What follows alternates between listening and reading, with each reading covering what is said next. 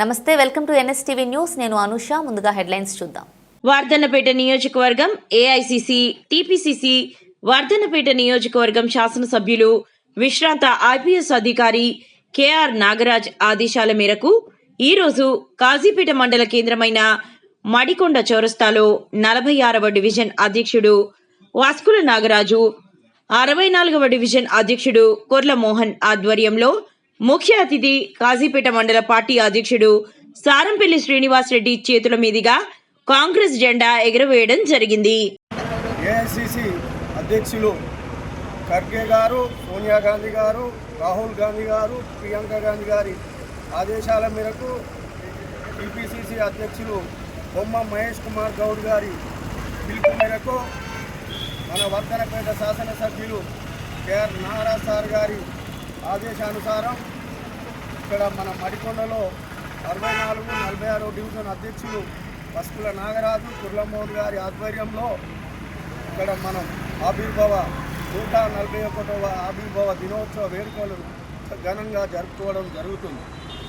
ఈ కార్యక్రమానికి ముఖ్య అతిథులుగా సారంపల్లి మండల పార్టీ అధ్యక్షులు సారంపల్లి శ్రీనివాస్ రెడ్డి గారు, అలాగే మాజీ కార్పొరేటర్ కొట్ల రాజు యాదవ్ గారు, మరియు టెంపుల్ రామాలయం శివాలయ టెంపుల్ చైర్మన్లు పైడిపాల రవిచందర్ గారు, పల్లెప్ప అర్జున్ గారు, అలాగే మహిళా బ్లాక్ కాంగ్రెస్ హనంకొండ అధ్యక్షురాలు గుర్రం జ్యోతి అమర్నాథ్ గారు, కాజీపేట మండల అధ్యక్షురాలు నీలం వేణు రజని గారు, అలాగే మాజీ వైస్ ఎంపీపీ బిల్ల రవీందర్ గారు, అలాగే మన నగర ఉపాధ్యక్షులు మస్కుల సీని గారు, 64వ డివిజన్ కాంగ్రెస్ కార్పొరేటర్ బైరి లింగమూర్తి గారు, అలాగే OBC vice chairman Narlagiri Kumaraswamy గారు, ఇందిరాకుమ కమిటీ మెంబర్లైన శివనాగరాజు గారు, అలాగే కొత్త కృష్ణారెడ్డి గారు,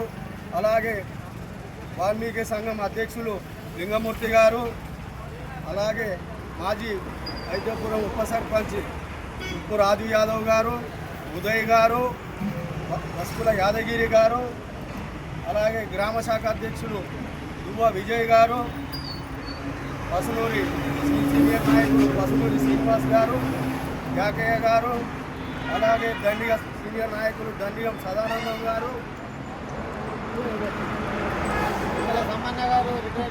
ఇక్కడ సమ్మన్న గారు, అందరికీ, అలాగే పుల్ల ఐలయ్య గారు, అందరికీ పేరు పేరున ధన్యవాదాలు, కృతజ్ఞతలు తెలియజేయడం జరుగుతుంది.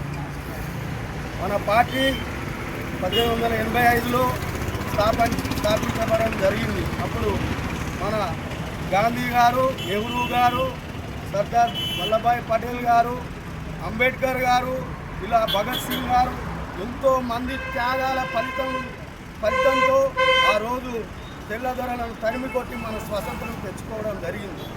అంతేకాకుండా మొన్న మన సోనియా గాంధీ గారు తెలంగాణలో 1200 మంది అమరులవుతున్నారని తెలుసుకొని తెలంగాణ ఇచ్చిన పార్టీ మన ఏకైక పార్టీ మన కాంగ్రెస్ పార్టీ.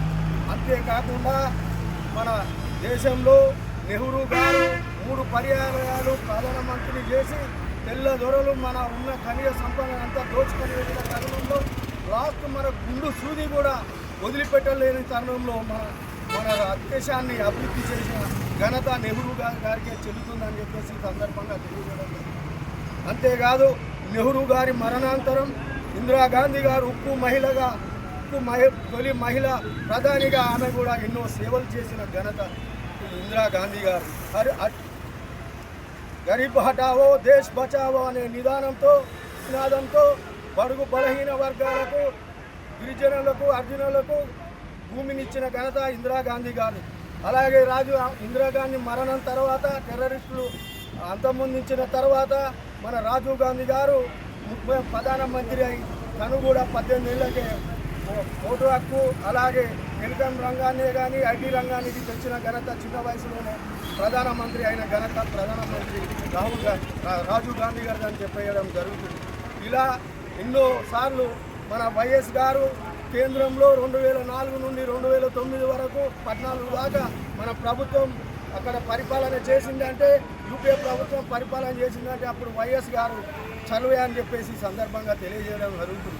అంతేకాకుండా ఇప్పుడున్న మన ప్రస్తుత ముఖ్యమంత్రి వర్యులు రేవంత్ రెడ్డి గారి నాయకత్వంలో తుక్కుగూడలో మనం ఇచ్చిన హామీలు 6 గ్యారంటీలను అమలుపరుచుకుంటూ మహాలక్ష్మి పథకం, గృహజ్యోతి, మహాలక్ష్మి పథకం ఎన్నో పథకాలు, ఇందిరమ్మ ఇల్లే కానీ మన రైతులకు రుణమాఫీ 2 లక్షల రుణమాఫీ కానీ, 200 యూనిట్ కరెంటే కానీ, సన్న బియ్యమే కానీ 9 రోజుల్లో 9,000 కోట్లు ఇచ్చిన ఘనత మన కాంగ్రెస్ ప్రభుత్వాన్ని అని చెప్పేసి సందర్భంగా తెలియజేసుకుంటూ ఈ అవకాశం ఇచ్చిన మిత్రులందరికీ ధన్యవాదాలు, కృతజ్ఞతలు. జై కాంగ్రెస్.